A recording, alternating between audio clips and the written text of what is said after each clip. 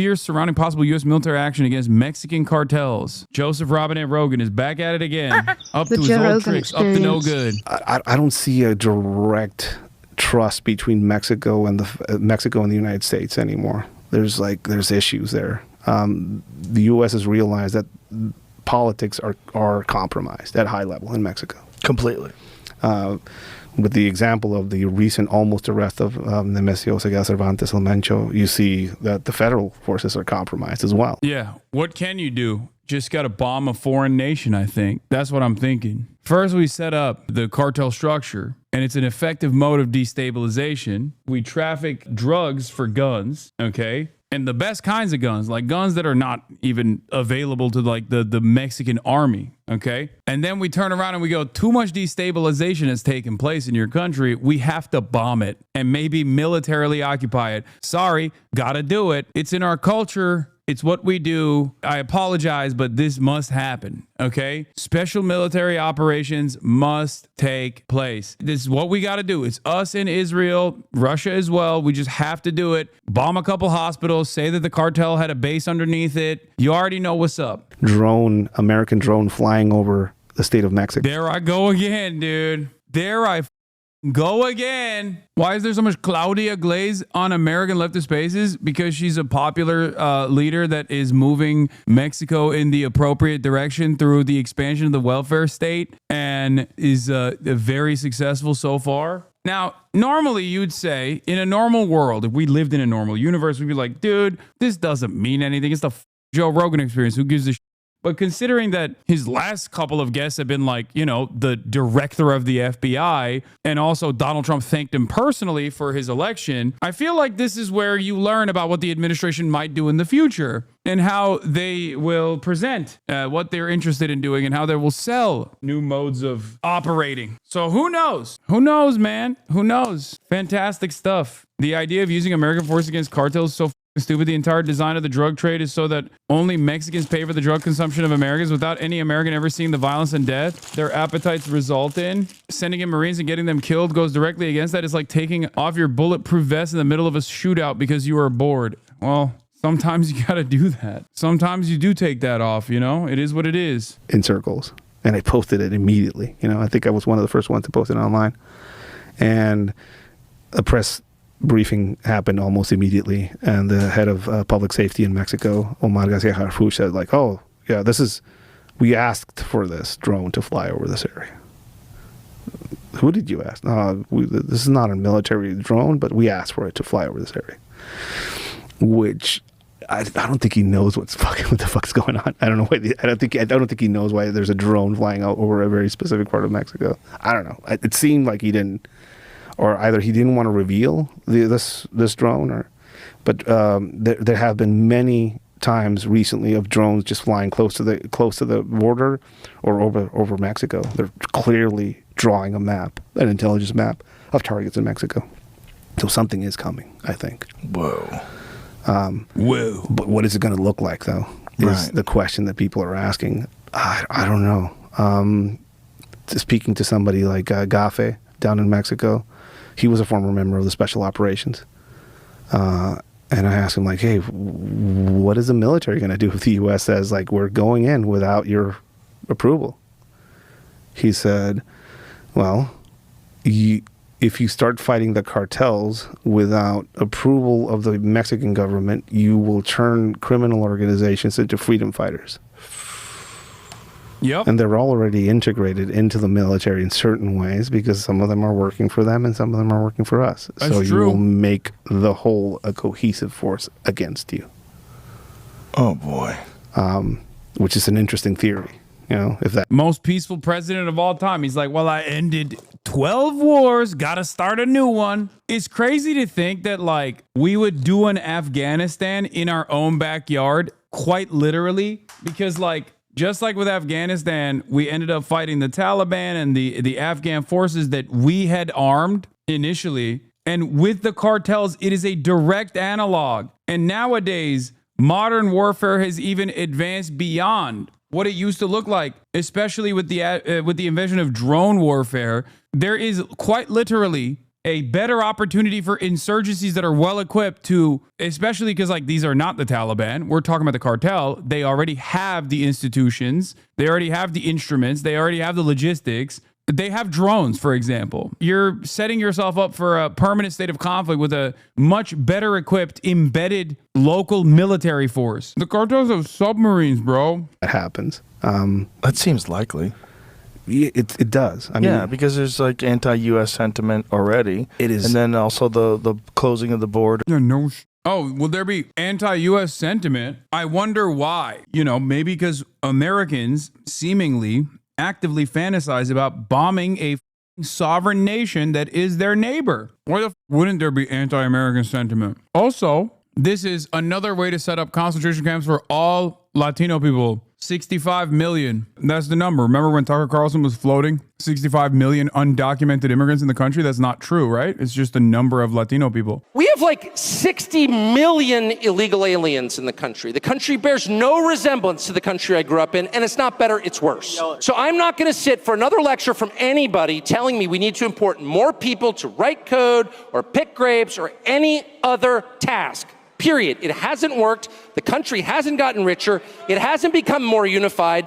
Those words should burn on the tongue of anyone who utters them. How dare you talk like that? Amnesty. How about deportation? Because then you're like, oh, it's like Japanese internment. You don't know if these guys are with you or not. They're Mexican. Members of Los Arellano Felix cartel, the Tijuana cartel, were in a direct conflict with elements of El Chapo Guzman's organization. And they had a assassin. They had an assassin basically infiltrate the living circle of one of El Chapo's main guys, El Güero Palma. And he seduced his wife, killed her, and abducted his kids and threw them off a bridge and sent that video to El Güero Palma. And I think brutal shit had happened after that, before that, but I think that set off this.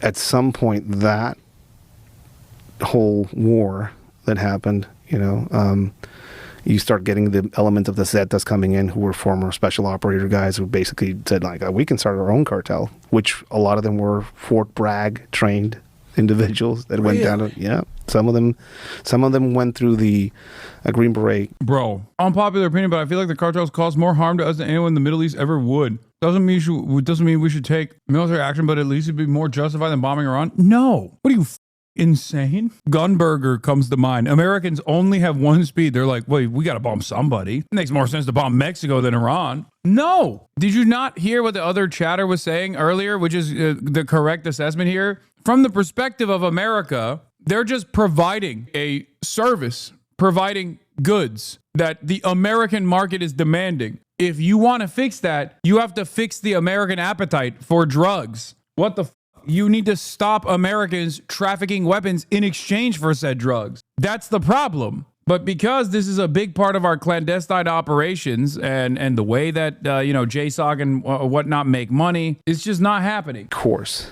Foreign nationals go through that course a lot. So they went to the Green Beret course, and then they go back to Mexico. And then as soon as they get back to Mexico, like, oh, congratulations on your cool Green Beret and all this training. Come train our guys. Or come work for us. So at some point... I like that he's making it seem like this is totally being done without the knowledge of the American government. He's literally making it seem as though this isn't like a part of the business. This is just a guy who always wanted to do this. You started seeing this sudden sophistication. It used to be bomblets dropped from these commercial drones, and the explosives in them were probably mining level explosives. You start seeing these bomblets made, and they were more reminiscent of Colombian explosives or IRA era explosives. And now you're seeing these coordinated drone attacks on military forces in Mexico. I think they recently got some high-level army official. They got him with a drone. Didn't kill him, but they almost killed him. So we started seeing these drones now being operated as scouts. So you can't get close to them because these drones are in the sky. So now you're seeing drone cartels fighting against other cartel drones. So now we're seeing cartel guys with these future. Chatters is asking, is this guy legit or is it just propaganda? A lot of the stuff that he's saying is real. Like his opinion on it is busted. Like even like when he described the process of like the Zetas getting training by American Special Forces, that's real. That's a thing that happened. But he makes it seem as though it's like individuals making this decision to go back to Mexico and like train the Zetas. That's incorrect, right? He makes it seem as though this is happening outside of the American field of vision when it's directly happening under the watchful eye of at least one of the most unaccountable forces that we have within our military structure at the moment. That's what it is. This is not happening on its own because people are like volunteering to learn how to they're training with the special forces and then going back down and like training the Zetas like Futuristic anti-drone guns in the I've field. seen those things, yeah. They look like space guns, but on the hands of a cartel guy wearing like sandals, which is what the fuck's going on with these people? So you start seeing all this augmentation of capabilities.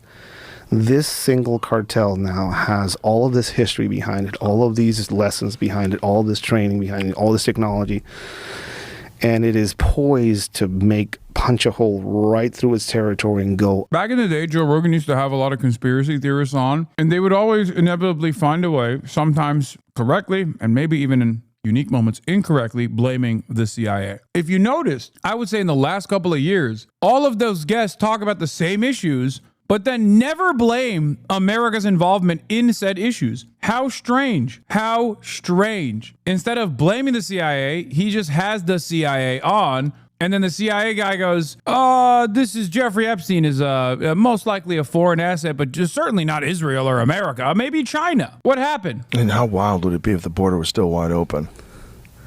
Because they've cut down on illegal immigrants by some high 90%. Yeah, it's way down. There's still crossings going on. Oh, yeah, I'm it's sure. it's really expensive. It's really expensive. You got to get that guy off TikTok. Yeah. There's a bunch of ways they do. I saw one where they were like, hey, they'll grab a portfolio full of copies of IDs and like, oh, you look like this dude.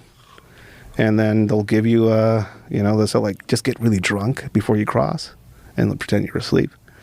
And they'll give you paperwork that looks like the dude, that looks like you.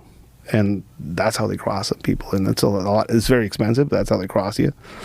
Fast boats, there's a bunch of videos online, just boats just arriving on the beach and just dudes jumping out. It's a classic And one. running. And running. There's And like once they're in, they're in. There's a shortage of those. That's not true at all. I mean, once they're in, they're in. I mean, they can try that method. The first one he's saying is way more valid. There's still also pre-existing tunnel systems as well. When they're in is ridiculous. When people try to do shit like that, they instantly get swarmed. They have constant drone surveillance on areas that are likely to have activity such as that. Like even Tijuana, where he's from, has that famous water crossing. Technically, if you were fast enough or good enough at swimming, you would be able to like swim across. You can't, of course, because it's incredibly dangerous. People do drown.